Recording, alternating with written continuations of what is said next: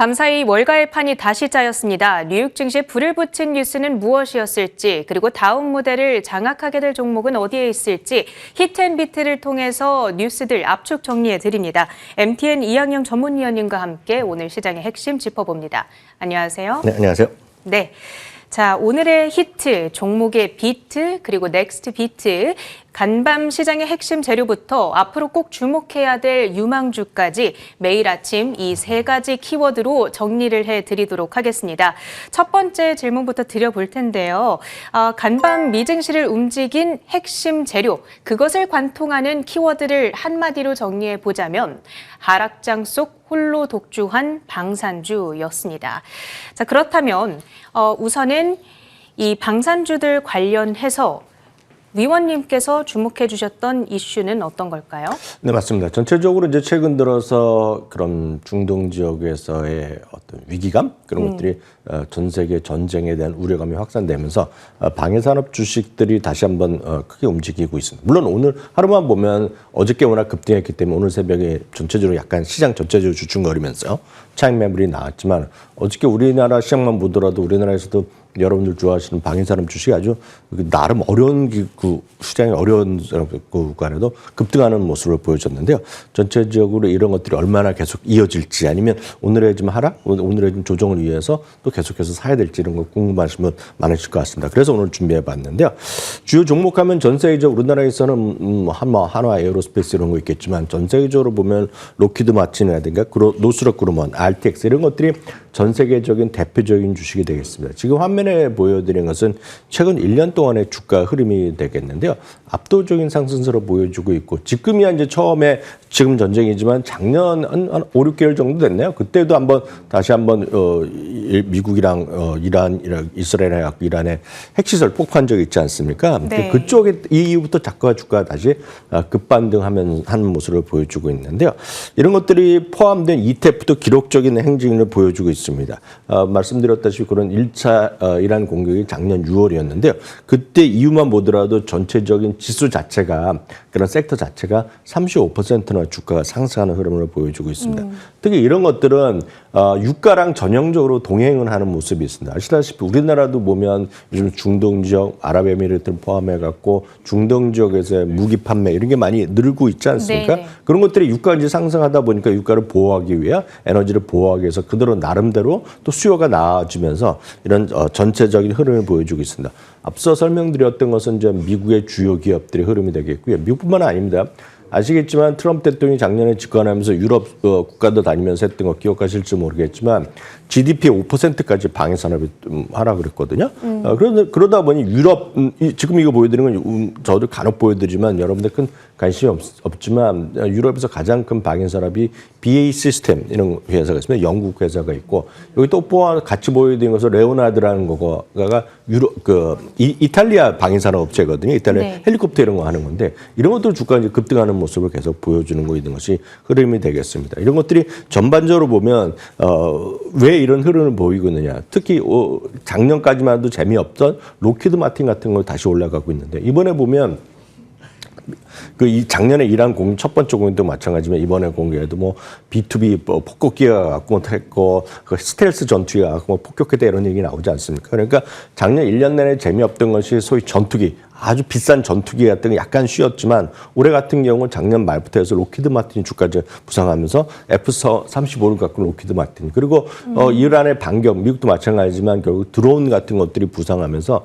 좀 확산되는 흐름을 보이고 있다는 것이죠. 그런 것들이 전반적인 시장에서 큰 흐름을 보여주고 있다라고 먼저 큰 틀에서 정리드릴 수 있을 것 같습니다. 네, 좋습니다. 전 세계적으로 방위비가 증액되고 있기도 하고 또 글로벌 지정학적 위기라는 것이 또 하나의 시대 정신으로 부상을 한 만큼 방산주들의 꾸준히 관심을 가져볼 필요만큼은 사실 분명해 보입니다. 그런데 문제는 이제 말씀 주신 것처럼 많이 올랐단 말이에요. 그러다 보니까 진작 투자 좀 할 걸 이런 아쉬움이 남는 상황인데 그래도 앞으로 기대 요인들이 더 있는 걸까요? 기본적으로 저는 이런 지정학적 위협이라는 게 늘상 있어왔기 때문에 똑같은 말씀을 드릴 수밖에 없겠는데 만약 여러분들이 저한테 질문을 이렇게 하실 수 있겠죠. 지금 전쟁도 나고 이러다 보니 지금 오히려 또 사야 될 기회가 아니냐. 이거 지금 당장 사야 되는 거 아니냐. 만약 질문하신다 그러면 저는 그런 단기적인 전쟁 때문에 사신다 그러면 저는 한 번 더 생각해 보시라고 말씀드릴 수 있습니다. 네. 그보다는 오히려 장기적으로 이 비즈니스, 이 산업을 봐야 된다는 생각을 여전히 말씀드립니다. 사실 이 방위 산업을 말씀드린 거가 저희가 이 방송을 새벽 방송한 지 거의 10년이 되다가는데 그때부터 꾸준히 말씀드린 바로 그 분야가 되겠는데요. 몇 가지 저는 요인이 있다고 보고 있습니다. 가장 큰 거는 역시 글로벌 국방비의 증가 추세가 지속되고 있다는 것인데 물론 압도적인 것이 미국이 되겠지만 미국뿐만 아니라 수많은 국가들, 여기 보여드린 것은 일단 나토 국가들만 보여드린 건데요. 나토 국가들 앞서 말씀드렸다시피 GDP 5%까지 가라고 압박을 계속하고 있죠. 유럽은 오케이를 했기 때문에 그런 쪽의 추세가 계속가고 있겠고요. 트럼프 대통령은 작년에 기억하실지 모르겠지만 이번에 이제 의회 연설 또 한 번 강조했지만 2027년도 이제 내년도 이제 국방 예산을 작년 2020년 현재는 9천억 달러거든요. 그 네. 국방 예산이. 근데 1조 5천억 달러까지 증액해 달라. 엄청나네요. 네, 이게 가능할지 안 갈지는 모르겠습니다만은 어떤 이렇게 크게 노력을 하고 있다라고 보셔야 되겠고요. 그다음 그림 하나 보여드리면 다음은 아시아입니다. 아시아는 중국이 뭐 압도적이 크지만 중국뿐만 아니라 우리나라, 뭐 북한, 대만, 이번에 보면 싱가포르, 우리나라 또 필리핀이 이번에 그 정상회담 하고 있는데 거기서도 또 방위 산업 얘기하고 있거든요. 그러니까 이런 쪽들 계속 하고 있는 것이 전반적인 하나의 여러분들 갖고 하나의 어떤 그런 방향성으로 가고 있는데요. 가장 큰 것은 여러분들 아시다시피 우리나라도 저가 아주 그 젊었을 때만 해도 우리나라에 뭐 몇십만 대군이 이랬었거든요. 그럼 중국도 어떻고 일본도 어떻고 북한도 어떻고 그랬는데요. 요즘은 전 세계적으로 소위 그 지상 인력, 지상 군인 수는 줄어드는 추세죠. 왜냐하면 사람들은 인구가 줄어드니까 그렇게 줄어들 수밖에 없는데 그렇다고 해서 국방력을 약화시키겠다는 나라는 하나도 없습니다. 그러면 국방력을 키우기 위해서는 과학 국방, 첨단 국방을 가다 보니 돈이 많이 들어간다는 것이 첫 번째 논리가 되겠고요. 두 번째는 기본적으로 다음에 보여드렸는 우주 개발 시대가 확대된다는 것입니다. 그래서 방위산업과 우주 개발은 한 묶음으로 가셔야 한 묶음으로 보셔야 되겠습니다. 요즘 보면 우리나라도 마찬가지지만 우주 개발 시대를 가고 성큼 간다고 있죠. 그리고 지금 일론 머스크도 처음에 화성 얘기하다가 이제 당장 내년까지 해갖고 뭐 사람을 지구에 보낸다 얘기, 다시 지구 탐사 얘기 많이 나오고 있는 건데 이런 것들이 전부 다 하나에 보면 우주 개발이 결국은 그쪽을 통해서 뭐 국방을 강화하는 것도 있겠지만 데이터 센터, 수많은 데이터 센터 전력을 확보하기 위해서 좀 우주에다가 데이터 센터 쏘겠다는 거 다 이런 거가 결국 우주 개발 사업에 같이 포함되어 있는데 우주 개발과 이 방위 산업은 떨어질 수 없는 한묶음 비즈니스라고 보셔야 될 것 같습니다. 그래서 이게 꼭 여러분들이 전쟁, 지정학적 위협 때문에 주가를 투자를 한다 그러면 전 지정학적 위협 끝나면 어떻게 됐습니까? 주가 떨어진다고 생각하실 거 아닙니까? 그래서 네. 그런 재료 때문에 사신 분들은 주가를 단기적인 트레이딩 하는 거기 때문에 저희가 뭐 말씀드릴 입장이 아니고 장기적으로 이런 거랑 상관없이 본다 그러면 왜 도대체 방위산업 주식이 왜 꾸준하게 올라가고 있는지 이걸 좀 여러분들 그 포인트를 이해하신다 그러면 긍정적으로 보셔야 될 것 같고요. 다음은 이 투자하는 방법을 말씀드리겠습니다. 사실 우주과학이나 방위산업은 한묶음이기 때문에 이걸 투자하는 방법은 5만 가지 방법이 있습니다. 국내도 수많은 기업이 있죠. 여러분 아시는 하나에이로스페이스가 대표적인 기업이고 수많은 뭐 총알을 만드는 기업, 뭐 폭탄, 화약 만드는 수많은 기업들이 있는데 이거 너무나 복잡합니다. 그 실제로 이런 것도 젊으신 분들 이런 거 좋아하시는 분 계시겠지만 밀떡이란 말 아시는 분 계실 것 같습니다. 밀떡이요? 예, 밀떡이란 것도 이제 군사 이런 거 좋아하시는 분들 이제 덕후를 얘기하는데 그런 분들 이쪽을 잘 알지만 보통 분들 잘 모릅니다. 다만 제가 말씀드렸던 오늘 아침부터 새벽부터 계속 말씀드린 방위산업이라든가 우주과학에 대한 개념이 있다 그러면 그럼 긍정적으로 보시다 그러면 ETF를 몇 가지 말씀드리겠습니다. 세상에서 가장 큰 ETF는 지금 이번에 화면에서 보여드리는 ITA ETF입니다. 이름 자체가 방위산업이 먼저 들어온 것이 아니라 우주개발 그리고 방위산업 ETF입니다. 네. 그리고 이 ETF는 수많은 종목들이 다 들어가 있다고 보셔야 되겠습니다. 그런 것들이 꾸준히 올라가고 이거는 1년짜리 그렇게 보지만 이거를 10년을 보면 10년째 올라가고 있는 주식입니다. ETF는. 그래서 그렇게 좀 이해하시면 좋을 것 같고요.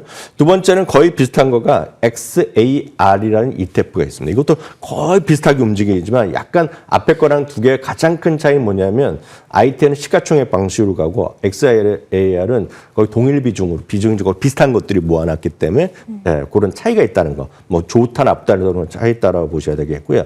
세 번째는 우주, 과학, 방위 산업에 여기에 보면 이제 인공지능 그런 것들이 다 같이 포함되어 있는 것이 글로벌 엑스에서 하는 쉴드 ETF입니다. 쉴드는 게 방패 아닙니까? 방패. 그렇죠. 네, 그래서 SHLD ETF도 상당히 또 매력적인 것들로 구성되어 있습니다. 그래서 그런 게 있겠고요. 네 번째는 우주과학에 대해서 첨단 쪽에 조금 더 좀 뷰포인트가 가 있는 거가 ARK에서 하는 ETF가 있거든요. 이런 네 가지 정도를 갖고 여러분들이 선택해서 보신다 그러면 저는 이런 전쟁 때문에만 산다 그러면 트레이딩 하기 때문에 리스크도 있겠지만 그게 아니라 정말 장기적으로 보신다 그러면 방위산업, 우주과학, 우주개발 이런 쪽을 보신다면 계속 긍정으로 보셔도 좋을 것 같습니다. 네, 미국이 사실 국방부에 1,000조 원을 쓴다 그래서 천조국이라고 우리가 부르게 되는데 트럼프 대통령의 기조 하에서는 그것을 또 훨씬 더 2,000조 원 수준까지 늘리겠다라는 이런 장기적인 정책 방향성에 대해서 관심이 있으신 분들께서는 이 네 가지 ETF 꼭 주목해 보시길 바라겠습니다. 그렇다면 간밤 각 섹터의 움직임은 어땠는지 섹터에 대한 이야기로 들어가 보도록 하겠습니다. 11개 업종의 등락률 열어보도록 할 텐데요. 오늘 보시면 소재 섹터의 낙폭이 상당히 깊었습니다. 4.9%나 하락을 했고 사실 이 정도의 하락을 봤던 게 우리가 작년 4월 그 해방의 날 그때 이후로는 처음이기도 했고요. 그 밖에도 산업주 그리고 기술주 전부 다 1%대의 낙폭을 기록하고 있습니다. 여기서 좀 리딩해 볼 수 있는 특징이 있을까요? 네, 오늘 보면 11개 섹터가 다 떨어졌습니다. 실제로 보면 앞선 코너 시작할 때 여러분 다 들으셨겠지만 오늘 주시장이 한 1% 내외 지수가 떨어졌지만 사실 장중에 보면 2, 3%씩 하락을 하면서 얘기했던 대로 작년 4월 달에 4월 5일이었나요? 해방의 날 이후 제일 많이 떨어졌었고요. 러셀 2000 같은 경우는 3%가 훨씬 넘게 떨어졌다가 그래도 막판에 많이 회복했고 거기는 이제 트럼프 대통령이 이제 호르무즈를 가서 미군이 가서 지켜주겠다고 얘기하니까 이제 풀려났지만 뭐 어떻게 될지 모르죠. 여하튼 그런 등락이 계속돼 있다라고 보셔야 되겠고요. 오늘 이런 섹터 이런 하나하나보다는 이거를 아우러서 전반적으로 제가 봤을 때는 여전히 여러분들이 배당이라든가 좀 안정적인 주식으로 좀 여러분을 보시라는 관점에서 배당 성장에 좀 성장에 좀 주목하자는 그런 말씀을 드리고 싶은데요. 여러분들 이제 많은 분들 이제 익숙하신 분들은 배당주를 얘기하면 당연히 제일 먼저 배당 수익률이 높은 거, 현재 주가 대비 배당을 많이 주는 거로 여러분을 포인트를 잡으시는데요. 사실 그런 것들은 좋을 수 있겠지만 기본적으로 주가가 계속 안 오르거나 네. 오히려 지금 주가가 오히려 완만하게 떨어지는 것들을 꽤 있거든요.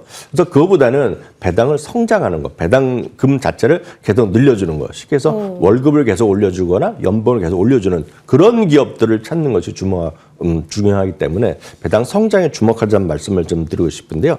그럼 어떻게 종목을 선정하느냐를 보시면 좋겠는데 가장 중요한 것은 한국은 아직 배당 앞으로 많이 늘린다고 하지만 그런 통계의 통계가 약간 취약합니다. 그런데 미국은 워낙 오랜 150년 동안 역사가 있기 때문에 배당을 꾸준히 늘려준 기업들이 꽤 있고 그런 것들을 잘 분류를 해놓는 것들이 통계들이 많이 있거든요. 어떻게 찾아요? 가장 쉬운 것들은 그런 것들을 여러분들 검색하실 때 무슨 구글링 하셔도 되고 요즘 AR 통해서 해도 되겠지만 대표적인 것이 배당을 25년 이상 늘려준 기업들 아니면 배당을 10년 이상 늘려준 기업들. 이제 꾸준히입니다. 제가 말씀드린 꾸준히 한 번도 빼놓지 않고 아니면 짧게 보면 배당 5년 이상 늘려준 기업들 중에서 좋은 주식을 찾는 그런 것들을 ETF나 이런 것들을 많이 해놨습니다. 가장 큰 것 중에 하나가 말씀드렸던 배당 25년 이상 늘려주는 기업들을 모아둔 것인데요. 그런 것들을 보면 흔히 해서 우리가 배당 귀족주라는 표현을 일상적인 용어로 쓰고 있는데요. 이런 것들만 예를 들어서 보더라도 압도적인 안정적인 수익률을 보내주고 있습니다. 변동성이 이렇게 커지는 시기에 보면 어제 변동성을 자주 말씀드렸다시피 기술주는 상대적으로 쉬고 배당 성장주는 꾸준히 올라가는 그런 흐름을 보이고 있습니다. 어저께 이제 변동성 말씀드렸지만 기술주의 대표 주자면 맥세븐 아닙니까? 맥세븐인데 네. 맥세븐이 지난달 말 기준으로 보면 한 종목도 빼놓지 않고 지금 마이너스가 났습니다. 마이크로소프트 그렇게 안정적인 주식 물론 최근 2, 3일 변되겠지만 지난 주말까지 해서 19% 정도 떨어졌을 거거든요. 그러니까 그만큼 많이 떨어졌는데 이런 배당 성장주, 배당 귀족주 이런 것들은 꾸준히 올라가고 있다라고 보셔야 되겠습니다. 가장 대표적인 배당 귀족주라고 불려지는 것은 어저께도 같이 어저께 변동성, 저변동성에 들어가 있던 건데요. 코카콜라가 여기 딱 들어갑니다. 코카콜라가 25년 이상 배당을 늘려준 기업이 되겠고요. 여러분 이제 유틸리티에서 제일 유명한 넥스트라 에너지 이런 것들도 25년 이상 배당을 늘려준 기업이 되겠고요. 애벌랩이라든가 에브비 같은 제약 및 제약 기술주 이런 것들도 25년 이상 배당을 늘려준 기업이라고 보셔야 되겠고요. 홈디포와 더불어서 이제 양대 산맥이죠. 그런 가정용품, 주택에서 모든 필요한 것을 사거나 팔거나 빌려주는 로스 같은 경우에도 이게 25년 배당을 늘려준 배당 귀족주들입니다. 그래서 늘 여러분들 보실 때 가장 중요한 거가 배당은 수익률만 보지 마시고 배당을 몇 년 이상 늘려줬는지 이런 것들을 보고 특히 늘려주면 뭐합니까? 주가가 안정적으로 이익이 꾸준히 늘어나는지 그런 그렇죠. 것들도 같이 좀 매치해서 보시면 좋을 것 같습니다. 그래서 이런 것들을 가장 쉽게 투자할 수 있는 것들, 종목보다 ETF도 같이 말씀드리면 세 가지 정도로 제가 대표적인 ETF를 설명드리겠습니다. 25년 이상 배당을 늘려준 거가 노블 ETF입니다. 네. NOBL이라는 ETF인데요. 25년 이상 배당 늘려줬으니까 상대적으로 얼마나 안정적인 회사가 되겠습니까? 우리나라에도 25년 이상 배당 늘려준 기업이 있는지 모르겠지만 저는 별로 들은 적이 없거든요. 그래서 그런 것들을 한번 보셔야 되겠고요. 다음은 25년 이상 너무 길기 때문에 좀 지겨울 수 있죠. 그렇기 때문에 좀 성장주가 안 들어가 있을 수가 있겠는데 여기 보면 VIG라는 ETF가 있습니다. VIG이라는 ETF인데요. 이거는 10년 이상 배당이 성장했기 때문에 마이크로소프트나 애플 같은 것들이 들어갑니다. 그래서 이런 것들도 포함한 이것도 들어가면 배당주 하면 여러분들 상당히 지겹고 뭐 성장이 없는 것 같은데 꼭 그렇지도 않다는 거 해보시면 아실 것 같고요. 좀 젊으신 분들이라고 또 성장주를 조금 더 많이 원하신다면 5년 이상 배당을 성장한 것들, 늘려준 것들 이런 것들은 이제 엔비디아 이런 게 들어갈 텐데 이런 것들을 포함하면 여러분들 좋은 배당 성장주 투자 가능하기 때문에 오늘 설명드렸습니다. 네, 좋습니다. 오늘 같은 시장에서 돋보일 수 있는 종목들을 말씀해 주신 거고요. 이제는 시장의 다음 비트를 읽어봐야 될 차례입니다. 워렌 버핏이 한때 말했죠. 투자는 현재의 돈으로 미래를 사는 일이다. 결국에는 미래를 잘 읽는 사람이 투자에서도 이기게 되는 법인데 그 이기기 위한 힌트를 얻어보도록 하겠습니다. 위원님께서 주목하시는 유망주 넥스트비트를 통해 확인합니다. 다시 왕좌를 차지하게 될 엔비디아. 사실 엔비디아 지난주 실적 봤을 때 성장률이 70%였어요. 시총 1위가 70%라니 정말 놀라웠는데 앞으로 주가가 좀 더 많이 올라줄까요? 그러니까 지난주에 이제 70% 이상이 이게 성장을 발표했습니다. 그럼에도 불구하고 여러분들 기억하시겠지만 주가는 그날 재미가 없어갖고 3분기 연속으로 실적 발표 날 재미없는 모습을 보여줬는데 그 다음날 저희가 이제 딱 며칠 전이죠. 금요일 날 새벽에 다시 한번 월가의 어떤 평가를 보여드렸는데 월가에는 주가랑 상관없이 엄청나게 많은 기업들이 애널리스트들이 목표 주가 올려놨습니다. 그런 것들은 결국 주가는 재미없을 수 있지만 목표 주가 올라간 것은 언젠가 방향선을 같이 가는 건데요. 마침 그런 와중에 모건 스탠리가 어제도 잠시 이제 뉴스로만 전해드렸는데 모건 스탠리가 작년 11월인가요? 탑픽을 뺐었습니다. 그 모건 스탠리. 그래서 탑픽을 뭐로 빼고 그 마이크론 테크놀로지였는데 지금 마이크론 테크놀로지 내리고 엔비디아를 다시 그 자리에 올려놨습니다. 그래서 다시 한번 모건 스탠리가 탑픽을 제시했는데요. 물론 마이크론 테크놀로지 여전히 엄청나게 좋은 회사임에 분명하지만 지금 모건 스탠리가 종목을 그 수많은 종목에서 탑픽을 한 10개 정할 때 보면 섹터별로 정할 때 야 이거 지금은 마이크론보다는 엔비디아가 더 좋아 보인다라고 얘기했다는 것이 되겠습니다. 하이퍼스케일러들이 지금 3년치로 돈을 미리 주거나 예약금을 주고 나서 계약금을 주면서도 즉급락이 엄청나게 좀 계속 수요가 일어나고 있다는 거죠. 그리고 지난 실적 발표할 때 가장 여러분들 꼭 기억하실 거 특히 뭐 젠스랑의 말이 뭐 100% 맞을 수 없지만 그 전까지 우려는 이게 학습 시장에서 소위 추론 시장으로 넘어가면 엔비디아 독점력이 떨어질 수 있다 그런 우려감이 있는데 그거에 대해서 젠슨이 얘기한 것은 그렇게 생각하는 사람은 지금 세상에 판을 잘못 읽는다. 뭐 그런 표현했거든요.